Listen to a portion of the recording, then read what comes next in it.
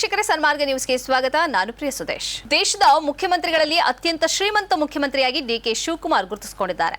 ಅವರ ಚುನಾವಣಾ ಅಫಿಡವಿಟ್ನ ಪ್ರಕಾರ 1413 ಕೋಟಿ ರೂಪಾಯಿ ಮೌಲ್ಯದ ಆಸ್ತಿ ಅವರಿಗಿದೆ. ಆಂಧ್ರಪ್ರದೇಶದ ಮುಖ್ಯಮಂತ್ರಿ ಚಂದ್ರಬಾಬು ನಾಯ್ಡು 931 ಕೋಟಿ ರೂಪಾಯಿ ಮೂಲಕ ಶ್ರೀಮಂತರಲ್ಲಿ 2ನೇ ಸ್ಥಾನದಲ್ಲಿದ್ದಾರೆ. ತಮಿಳುನಾಡು ಮುಖ್ಯಮಂತ್ರಿ ಜೋಸೆಫ್ ವಿಜಯ್ 648 ಕೋಟಿ ರೂಪಾಯಿ ಆಸ್ತಿಯೊಂದಿಗೆ 3ನೇ ಸ್ಥಾನದಲ್ಲಿದ್ದಾರೆ. ತೆಲಂಗಾಣದ ಮುಖ್ಯಮಂತ್ರಿ ರೇವಂತ್ ರೆಡ್ಡಿ 30 ಕೋಟಿ ರೂಪಾಯಿ ಆಸ್ತಿಯನ್ನು ಹೊಂದಿದ್ದರೆ, ಕೇರಳದ ಮುಖ್ಯಮಂತ್ರಿ ವಿಡಿ ಸತೀಶನ್ ಅವರು ಕೇವಲ 6 ಕೋಟಿ 60 ಲಕ್ಷ ರೂಪಾಯಿ ಆಸ್ತಿಯನ್ನು ಹೊಂದಿದ್ದಾರೆ. ಡಿಕೆಶಿ ಅವರು 2023ರ ವಿಧಾನಸಭಾ ಚುನಾವಣಾ ಅಫಿಡವಿಟ್ನಲ್ಲಿ 1413 ಕೋಟಿ ರೂಪಾಯಿ ಮೌಲ್ಯದ ಆಸ್ತಿಯನ್ನು ಘೋಷಿಸಿಕೊಂಡಿದ್ದರು. ಬೆಂಗಳೂರು ದಕ್ಷಿಣದಲ್ಲಿ ಕೃಷಿ ಮತ್ತು ವಾಣಿಜ್ಯ ಭೂಮಿಯ ಬೆಲೆಗಳಲ್ಲಿ ಭಾರೀ ಏರಿಕೆಯಾಗಿರುವುದರಿಂದ ಅವರ ಆಸ್ತಿಯ ಮೌಲ್ಯ ಇನ್ನೂ ಹೆಚ್ಚಾಗಿರಬಹುದು ಎಂದು ಅಂದಾಜಿಸಲಾಗಿದೆ. 2025ರಲ್ಲಿ ರಾಮನಗರ ಜಿಲ್ಲೆಯನ್ನು ಬೆಂಗಳೂರು ದಕ್ಷಿಣ ಎಂದು ಮರುನಾಮಕರಣ ಮಾಡಲಾಯಿತು. ಡಿಕೆಶಿ ಕನಕಪುರ ಕ್ಷೇತ್ರವನ್ನು ಪ್ರತಿನಿಧಿಸುತ್ತಾರೆ ಮತ್ತು ಹೆಸರು ಬದಲಾವಣೆಯೊಂದಿಗೆ ಈ ಪ್ರದೇಶದ ಭೂಮಿಯ ಮೌಲ್ಯ ಗಗನಕ್ಕೇರಿದೆ. ಈ ಜಿಲ್ಲೆಯಲ್ಲಿಯೇ ಶಿವಕುಮಾರ್ ಅವರು 71 ಎಕರೆಗೂ ಹೆಚ್ಚು ಕೃಷಿ ಭೂಮಿಯನ್ನು ಹೊಂದಿದ್ದಾರೆ. ಅವರ ಸಹೋದರ ಮಾಜಿ ಸಂಸದ ಡಿಕೆ ಸುರೇಶ್ ಅವರು 94 ಎಕರೆ ಭೂಮಿಯನ್ನು ಹೊಂದಿದ್ದಾರೆ. ಶಿಕ್ಷಣ ಸಚಿವ ಧರ್ಮೇಂದ್ರ ಪ್ರಧಾನ್ರ ರಾಜೀನಾಮೆಗೆ ಒತ್ತಾಯಿಸಿ ನಡೆಸುತ್ತಿರುವ ಪ್ರತಿಭಟನೆಗೆ ಕೆಲವು ದಿನಗಳ ಮೊದಲು ಕಾಕ್ರೋಚ್ ಜನತಾ ಪಕ್ಷ ತನ್ನ ವಕ್ತಾರರನ್ನು ನೇಮಿಸಿದೆ. ದೇಶದ ರಾಜಕೀಯ ಸಂವಾದವನ್ನು ಬದಲಾಯಿಸಲು ಸಿಜೆಪಿ ಬದ್ಧವಾಗಿದೆ. ಇದನ್ನು ಹೊಸ ಪೀಳಿಗೆಯ ನಾಯಕರು ಮುನ್ನಡೆಸುತ್ತಾರೆ ಎಂದು ತಿಳಿಸಲಾಗಿದೆ.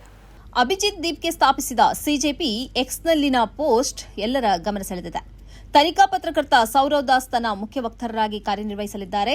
ರಾಜಕೀಯ ಸಂಶೋಧಕ, ಚಲನಚಿತ್ರ ನಿರ್ಮಾಪಕ ವಿಜೇತಾ ದಹಿಯಾ ಮತ್ತು ಮಾಜಿ ನಿರ್ವಹಣಾ ಸಲಹೆಗಾರ ಅಶುತೋಷ್ ರಂಕಾರನ್ನ ವಕ್ತಾರರನ್ನಾಗಿ ನೇಮಿಸುವುದಾಗಿ ಸಿಜೆಪಿ ಪೋಸ್ಟ್ನಲ್ಲಿ ತಿಳಿಸಿದೆ. ಇತ್ತೀಚಿನ ವಾರಗಳಲ್ಲಿ ಸಾಮಾಜಿಕ ಮಾಧ್ಯಮದಲ್ಲಿ ಗಮನ ಸೆಳೆದಿರುವ ವಿಡಂಬನಾತ್ಮಕ ರಾಜಕೀಯ ಸಂಘಟನೆ ಕಾಕ್ರೋಚ್ ಜನತಾ ಪಾರ್ಟಿಯು ಜೂನ್ 6ರಂದು ನವದೆಹಲಿಯ ಜಂತರ್ ಮಂತರ್ನಲ್ಲಿ ಪ್ರತಿಭಟನೆಯನ್ನು ನಡೆಸುವುದಾಗಿ ಘೋಷಿಸಿದೆ. ಶಿಕ್ಷಣ ವ್ಯವಸ್ಥೆಯ ಕಾರ್ಯವೈಖರಿ ಮತ್ತು ಪರೀಕ್ಷೆಗೆ ಸಂಬಂಧಿಸಿದ ಸಮಸ್ಯೆಗಳು ಹೆಚ್ಚಾಗುತ್ತಿರುವ ನಡುವೆ ಶಿಕ್ಷಣ ಸಚಿವರ ರಾಜೀನಾಮೆಗೆ ಸಿಜೆಪಿ ಒತ್ತಾಯಿಸಿದೆ. ಈ ನಡುವೆ ಈಗ ಮುಖ್ಯ ವಕ್ತಾರರು ಮತ್ತು ವಕ್ತಾರರ ಘೋಷಣೆ ಮಾಡಲಾಗಿದೆ. ಸೌರವ್ ದಾಸ್ ಪತ್ರಿಕೋದ್ಯಮ ಕ್ಷೇತ್ರದಲ್ಲಿ ಅಪಾರ ಅನುಭವ ಹೊಂದಿದ್ದಾರೆ. ಹಲವಾರು ವರ್ಷಗಳ ಕಾಲ ನಿರ್ಣಾಯಕ ಕಾನೂನು, ನ್ಯಾಯಾಂಗ ಮತ್ತು ಸಾಮಾಜಿಕ ವಿಷಯಗಳ ಕುರಿತು ತನಿಖೆ, ವಿಶ್ಲೇಷಣೆ ಮತ್ತು ವರದಿ ಮಾಡಿದ್ದಾರೆ. 2025ರ ನವೆಂಬರ್ನಲ್ಲಿ ಇಂಡಿಯಾ ಗೇಟ್ನಲ್ಲಿ ನಡೆದ ಮಾಲಿನ್ಯ ವಿರೋಧಿ ಪ್ರತಿಭಟನೆಗಳನ್ನು ಮುನ್ನಡೆಸಿದ ವ್ಯಕ್ತಿಗಳಲ್ಲಿ ದಾಸ್ ಕೂಡ ಒಬ್ಬರು. ತಮ್ಮನ್ನ ಮುಖ್ಯ ವಕ್ತಾರರನ್ನಾಗಿ ನೇಮಿಸಿರುವ ಬಗ್ಗೆ ದಾಸ್ ಸಂತಸ ವ್ಯಕ್ತಪಡಿಸಿದ್ದಾರೆ. ಕಾಕ್ರೋಚ್ ಜನತಾ ಪಾರ್ಟಿಯ ಮುಖ್ಯ ವಕ್ತಾರನಾಗುವುದು ನನಗೆ ತುಂಬಾ ಸಂತೋಷ ತಂದಿದೆ. ದೇಶದ ಯುವಕರು ಭವಿಷ್ಯದ ಬಗ್ಗೆ ಪ್ರಶ್ನಿಸಿದ್ದಕ್ಕೆ ಅವರನ್ನು ಅಪಹಾಸ್ಯ ಮಾಡಲಾಗ್ತಿದೆ, ತುಚ್ಛವಾಗಿ ಕಾಣಲಾಗ್ತಿದೆ. ಇವೆಲ್ಲವನ್ನ ಬದಲಾಯಿಸುವ ಕ್ಷಣ ಬಂದಿದೆ. ಈಗ ನಾವು ಮಾತನಾಡುತ್ತೇವೆ, ದೇಶದ ಭವಿಷ್ಯವನ್ನು ನಾವೇ ಬರೆಯುತ್ತೇವೆ ಎಂದು ಎಕ್ಸ್ನಲ್ಲಿ ಪೋಸ್ಟ್ ಮಾಡಿದ್ದಾರೆ. ಆನ್ಲೈನ್ ಗೇಮಿಂಗ್ ಮತ್ತು ಜೂಜಾಟದ ವಿರುದ್ಧ ಕಟ್ಟುನಿಟ್ಟಿನ ಕ್ರಮ ಕೈಗೊಳ್ಳುತ್ತಿದ್ದ ರಾಜ್ಯ ಸರ್ಕಾರಗಳಿಗೆ ಸುಪ್ರೀಂ ಕೋರ್ಟ್ನಿಂದ ಭಾರೀ ಜಯ ಸಿಕ್ಕಿದೆ. ಹಣ ಅಥವಾ ಪಣವನ್ನು ಒಡ್ಡಿ ಆಡುವ ಆನ್ಲೈನ್ ಕೌಶಲ್ಯದ ಆಟಗಳ ಮೇಲಿನ ಬೆಟ್ಟಿಂಗ್ಗೆ ಯಾವುದೇ ಸಾಂವಿಧಾನಿಕ ರಕ್ಷಣೆ ಇಲ್ಲ ಎಂದು ಸುಪ್ರೀಂ ಕೋರ್ಟ್ ತೀರ್ಪು ನೀಡಿದೆ. ಆನ್ಲೈನ್ ಜೂಜಾಟ ಮತ್ತು ಬೆಟ್ಟಿಂಗ್ ಅನ್ನು ನಿಷೇಧಿಸುವ ಕರ್ನಾಟಕ ಮತ್ತು ತಮಿಳುನಾಡು ರಾಜ್ಯ ಸರ್ಕಾರಗಳ ಕಾನೂನುಗಳ ಸಿಂಧುತ್ವವನ್ನು ದೇಶದ ಅತ್ಯುನ್ನತ ನ್ಯಾಯಾಲಯವು ಎತ್ತಿ ಹಿಡಿದಿದೆ. ಹೈಕೋರ್ಟ್ಗಳ ಈ ಹಿಂದಿನ ಆದೇಶವನ್ನು ಪ್ರಶ್ನಿಸಿ ಸಲ್ಲಿಕೆಯಾಗಿದ್ದ ಅರ್ಜಿಗಳ ವಿಚಾರಣೆ ನಡೆಸಿದ ಸುಪ್ರೀಂ ಕೋರ್ಟ್ ಈ ಮಹತ್ವದ ತೀರ್ಪನ್ನು ಪ್ರಕಟಿಸಿದೆ.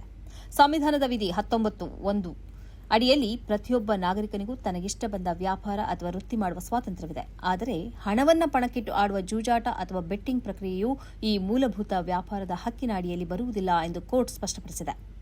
ಆಟವು ಕೌಶಲ್ಯ ಆಧಾರಿತವಾಗಿದ್ದರೂ ಅದರಲ್ಲಿ ಹಣವನ್ನು ಪಣಕ್ಕಿಟ್ಟು ಬಾಜಿ ಕಟ್ಟಿದಾಗ ಅದು ಜೂಜಿನ ಸ್ವರೂಪ ಪಡೆದುಕೊಳ್ಳುತ್ತದೆ. ಅಂತಹ ವ್ಯವಹಾರಗಳಿಗೆ ಕಾನೂನಿನ ರಕ್ಷಣೆ ನೀಡಲು ಸಾಧ್ಯವಿಲ್ಲ ಎಂದು ನ್ಯಾಯಾಧೀಶರು ಹೇಳಿದ್ದಾರೆ. ಸಾರ್ವಜನಿಕ ಸುವ್ಯವಸ್ಥೆ, ಯುವಜನರ ಹಿತರಕ್ಷಣೆ ಮತ್ತು ಸಮಾಜದ ಸ್ವಾಸ್ಥ್ಯವನ್ನು ಕಾಪಾಡುವ ನಿಟ್ಟಿನಲ್ಲಿ ಆನ್ಲೈನ್ ಬೆಟ್ಟಿಂಗ್ ಆಟಗಳನ್ನು ನಿಷೇಧಿಸುವ ಅಥವಾ ನಿಯಂತ್ರಿಸುವ ಸಂಪೂರ್ಣ ಕಾನೂನು ಅಧಿಕಾರ ರಾಜ್ಯ ಸರ್ಕಾರಗಳಿಗೆ ಇದೆ ಎಂದು ಸುಪ್ರೀಂ ಕೋರ್ಟ್ ಸ್ಪಷ್ಟಪಡಿಸಿದೆ. ಡಿಜಿಟಲ್ ಮೌಲ್ಯಮಾಪನಕ್ಕಾಗಿ ಸಿಬಿಎಸ್ಇ ಪರಿಚಯಿಸಿದ ಆನ್ ಸ್ಕ್ರೀನ್ ಮಾರ್ಕಿಂಗ್ ವ್ಯವಸ್ಥೆಯ ಲೋಪದಿಂದ 12ನೇ ತರಗತಿಯ ಉತ್ತರ ಪತ್ರಿಕೆಗಳ ಪರಿಶೀಲನೆಯಲ್ಲಿ ಅಡಚಣೆಗಳಾಗಿವೆ. ಇದು ವಿದ್ಯಾರ್ಥಿಗಳು ಮತ್ತು ಪೋಷಕರ ಆಕ್ರೋಶಕ್ಕೆ ಕಾರಣವಾಗಿತ್ತು. ಇದೀಗ ಉತ್ತರ ಪತ್ರಿಕೆಗಳ ಪರಿಶೀಲನೆ ಮತ್ತು ಮರು ಮೌಲ್ಯಮಾಪನ ಪ್ರಕ್ರಿಯೆಗಾಗಿ ಪೋರ್ಟಲ್ ಅನ್ನು ಸಿಬಿಎಸ್ಇ ತೆರೆದಿದೆ. ಪೋರ್ಟಲ್ ತೆರೆದ ಕೆಲವೇ ಗಂಟೆಗಳಲ್ಲಿ ಸುಮಾರು 40,000 ವಿದ್ಯಾರ್ಥಿಗಳು ಮರು ಮೌಲ್ಯಮಾಪನಕ್ಕೆ ಅರ್ಜಿ ಸಲ್ಲಿಸಿದ್ದಾರೆ. ಸಿಬಿಎಸ್ಇಯ ಆನ್ ಸ್ಕ್ರೀನ್ ಮಾರ್ಕಿಂಗ್ ವ್ಯವಸ್ಥೆಯ ದೋಷ ಇದೀಗ ದೊಡ್ಡ ವಿವಾದಕ್ಕೆ ಕಾರಣವಾಗಿದೆ. 12ನೇ ತರಗತಿಯ ಉತ್ತರ ಪತ್ರಿಕೆಗಳ ಡಿಜಿಟಲ್ ಮೌಲ್ಯಮಾಪನದಲ್ಲಿ ತಾಂತ್ರಿಕ ಲೋಪಗಳು ನಡೆದಿವೆ ಎನ್ನುವ ಆರೋಪ ಕೇಳಿಬಂದಿದ್ದು, ಹಲವಾರು ವಿದ್ಯಾರ್ಥಿಗಳು ತಮ್ಮ ನಿರೀಕ್ಷಿತ ಅಂಕಗಳು ಬಂದಿಲ್ಲ ಅಂತ ಅಸಮಾಧಾನ ವ್ಯಕ್ತಪಡಿಸಿದ್ದಾರೆ. ಪೋಷಕರು ಕೂಡ ಮೌಲ್ಯಮಾಪನದ ಪಾರದರ್ಶಕತೆ ಬಗ್ಗೆ ಪ್ರಶ್ನೆ ಎತ್ತಿದ್ದಾರೆ. ಈ ಒತ್ತಡದ ನಡುವೆ ಸಿಬಿಎಸ್ಇ ಇದೀಗ ಉತ್ತರ ಪತ್ರಿಕೆಗಳ ಪರಿಶೀಲನೆ ಮತ್ತು ಮರು ಮೌಲ್ಯಮಾಪನಕ್ಕೆ ಪೋರ್ಟಲ್ ತೆರೆಯಲಾಗಿದೆ. ಆಶ್ಚರ್ಯಕರ ಸಂಗತಿಯೆಂದರೆ ಪೋರ್ಟಲ್ ಆರಂಭವಾದ ಕೆಲವೇ ಗಂಟೆಗಳಲ್ಲಿ ಸುಮಾರು 40,000 ವಿದ್ಯಾರ್ಥಿಗಳು ಮರು ಮೌಲ್ಯಮಾಪನಕ್ಕೆ ಅರ್ಜಿ ಸಲ್ಲಿಸಿದ್ದಾರೆ. ಇದು ವಿದ್ಯಾರ್ಥಿಗಳಲ್ಲಿ ಫಲಿತಾಂಶದ ಮೇಲಿನ ಅನುಮಾನ ಎಷ್ಟರ ಮಟ್ಟಿಗೆ ಹೆಚ್ಚಾಗಿದೆ ಎಂಬುದನ್ನು ಸ್ಪಷ್ಟಪಡಿಸುತ್ತದೆ. ಈ ಹಿಂದೆ ಮೇ 29ರೊಳಗೆ ಅರ್ಜಿ ಪ್ರಕ್ರಿಯೆ ಆರಂಭವಾಗಲಿದೆ ಎಂದು ಮಂಡಳಿ ತಿಳಿಸಿತ್ತಾದರೂ ತಾಂತ್ರಿಕ ಕಾರಣಗಳಿಂದಾಗಿ ನಿಗದಿತ ದಿನಾಂಕಕ್ಕಿಂತ ತಡವಾಗಿ ಜೂನ್ 2ರಂದು ಅಧಿಕೃತ ಪೋರ್ಟಲ್ ಅನ್ನು ತೆರೆಯಲಾಗಿದೆ. ಆದಾಗ್ಯೂ ಮರುಮೌಲ್ಯಮಾಪನದ ಸೌಲಭ್ಯವು ಎಲ್ಲ ವಿದ್ಯಾರ್ಥಿಗಳಿಗೆ ಲಭ್ಯವಿರುವುದಿಲ್ಲ. ಈಗಾಗಲೇ ಮೌಲ್ಯಮಾಪನ ಮಾಡಲಾಗಿರುವ ತಮ್ಮ ಉತ್ತರ ಪತ್ರಿಕೆಗಳ ಸ್ಕ್ಯಾನ್ ಮಾಡಿದ ಪ್ರತಿಗಳನ್ನು ಪಡೆದುಕೊಂಡು ಅದರಲ್ಲಿ ವ್ಯತ್ಯಾಸಗಳನ್ನು ಗುರುತಿಸಿರುವ ವಿದ್ಯಾರ್ಥಿಗಳಿಗೆ ಮಾತ್ರ ಅರ್ಜಿ ಸಲ್ಲಿಸಲು ಅವಕಾಶ ಕಲ್ಪಿಸಿದೆ. ಈ ವಿಶೇಷ ಪೋರ್ಟಲ್ ಜೂನ್ 2ರಿಂದ ಜೂನ್ 6ರ ಮಧ್ಯರಾತ್ರಿಯವರೆಗೆ ಮಾತ್ರ ತೆರೆದಿರಲಿದೆ. ನಿಗದಿತ ಗಡುವಿನ ನಂತರ ಸಲ್ಲಿಸುವ ಯಾವುದೇ ರೀತಿಯ ಆಫ್ಲೈನ್ ಅರ್ಜಿಗಳು ಅಥವಾ ವಿನಂತಿಗಳನ್ನು ಮಂಡಳಿ ಯಾವುದೇ ಕಾರಣಕ್ಕೂ ಸ್ವೀಕರಿಸುವುದಿಲ್ಲ ಎಂದು ಹೇಳಿದೆ. ಹಜ್ ವಿಧಿವಿಧಾನಗಳು ಪೂರ್ಣಗೊಂಡ ಬಳಿಕ ಇದೀಗ ಲಕ್ಷಾಂತರ ಯಾತ್ರಿಕರು ಮದೀನದ ಮಸ್ಜಿದ್ ನಬವಿಗೆ ಆಗಮಿಸುತ್ತಿದ್ದಾರೆ. ಈ ಹಿನ್ನೆಲೆಯಲ್ಲಿ ಜನದಟ್ಟಣೆ ಆಗದಂತೆ ತಡೆಯುವುದಕ್ಕೆ ಭಾರೀ ಶ್ರಮವನ್ನು ನಡೆಸಲಾಗುತ್ತಿದೆ. ಮಸೀದಿಯ ಒಳಗೆ ಮತ್ತು ಹೊರಗೆ ದಿನದ 24 ಗಂಟೆ ಶುದ್ಧ ಕುಡಿಯುವ ನೀರು ಸರಬರಾಜು ಮಾಡುವ ವ್ಯವಸ್ಥೆ ನಡೆದಿದೆ. ಮಸೀದಿಯ ಪ್ರತಿಯೊಂದು ಮೂಲೆಯಲ್ಲೂ ಮತ್ತು ಕಫ್ಗಳನ್ನು ವಿತರಿಸಲಾಗುತ್ತಿದೆ. ಎಲ್ಲ ಭಾಗಗಳ ನಿರಂತರ ಶುಚಿಗೊಳಿಸುವಿಕೆ ಮತ್ತು ಸೋಂಕು ನಿವಾರಣೆಯನ್ನು ಖಚಿತಪಡಿಸಿಕೊಳ್ಳಲು ವ್ಯವಸ್ಥೆಯನ್ನ ಮಾಡಲಾಗಿದೆ. ಹಿರಿಯ ನಾಗರಿಕರು ಮತ್ತು ಅಂಗವಿಕಲರಿಗೆ ಆರೈಕೆ ಸೇವೆಗಳು ಮತ್ತು ವಿಶೇಷ ಸಹಾಯವನ್ನು ಖಚಿತಪಡಿಸಲಾಗುತ್ತಿದೆ. ಇದು ಈ ಹೊತ್ತಿನ ಸುದ್ದಿ ಸಂಚಯ. ನಿರಂತರವಾಗಿ ನೋಡ್ತಾ ಇರಿ ಸನ್ಮಾರ್ಗ ನ್ಯೂಸ್. ಸುದ್ದಿಗಳ ಸಂತೆಯಲ್ಲಿ ಸತ್ಯದ ಮೊಂಬತ್ತಿ. ಈ ಕಾರ್ಯಕ್ರಮದ ಪ್ರಾಯೋಜಕರು Gadiyar group of company. Gadiar Group of Companies, synonymous with excellence and innovation, stands as your dynamic partner for progress. Gadiar Group ensures safety as guardians in firefighting and builds vibrant communities in real estate. Building tomorrow, today.